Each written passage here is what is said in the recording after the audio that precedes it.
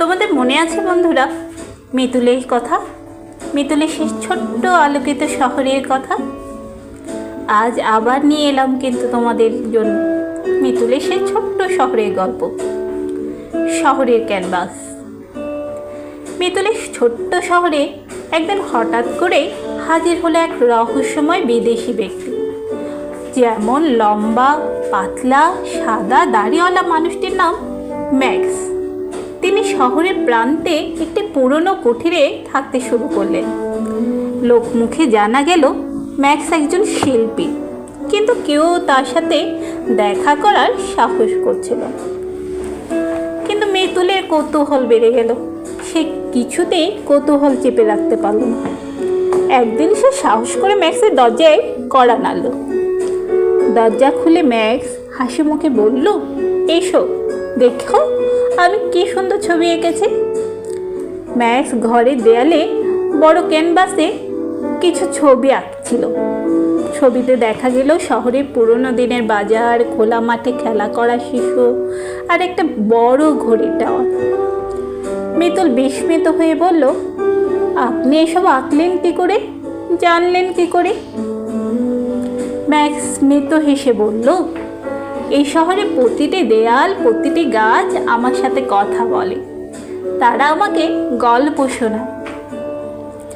ম্যাক্সের আঁকা একটি ছবিতে মিতুল দেখল একটি পুরনো ঘড়ির টাওয়ার, যেটি শহরের কেন্দ্রে ছিল, কিন্তু বহু বছর আগে সেটি ধ্বংস হয়ে গিয়েছিল। মিতুলের মনে হলো শহরের ঐতিহ্য ফিরিয়ে আনা দরকার। মিতুলের এই কথা যখন সে তার পরিবারের কাছে গিয়ে বলল, তখন তার সাথে যোগ দিল তার জয়া মাসি। তিনি ঘড়ির টাওয়ারের গল্প শোনাতে শুরু করলেন। একসময় এটি শহরের প্রাণ ছিল।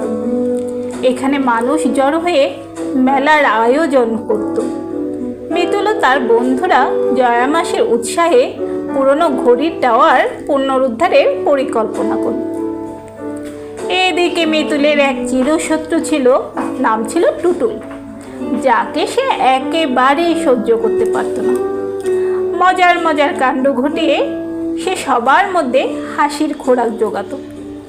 কিন্তু পরে টুটুলি কাজের সময় সবাইকে একত্রিত করে কাজের গতি বাড়িয়ে দিল। ঘড়ির টাওয়ার পুনরুদ্ধারের কাজ যখন শেষ পর্যায়ে, তখন ম্যাক্স বলল, তোমরা জানো আমি এই শহরে কেন এসেছি? সবাই তখন অবাক হয়ে তাকালো।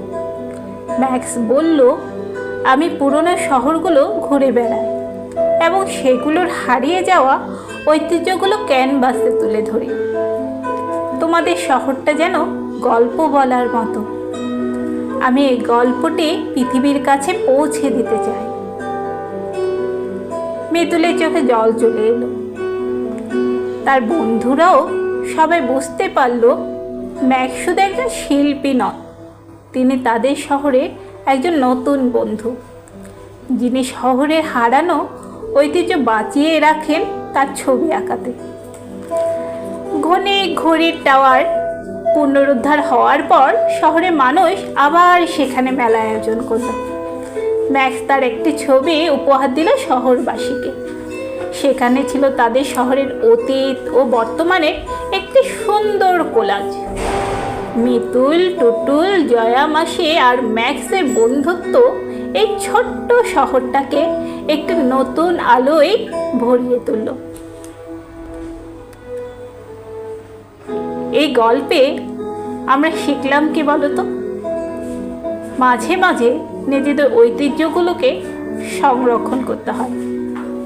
মাঝে মাঝে ইতিহাসকে পেছন থেকে ফিরে দেখতে হয়, না হলে আমাদের নতুন প্রজন্ম জানবে কি করে আমাদের পুরনো ইতিহাস, পুরনো ঐতিহ্য, পুরনো সব কিছু সম্পর্কে।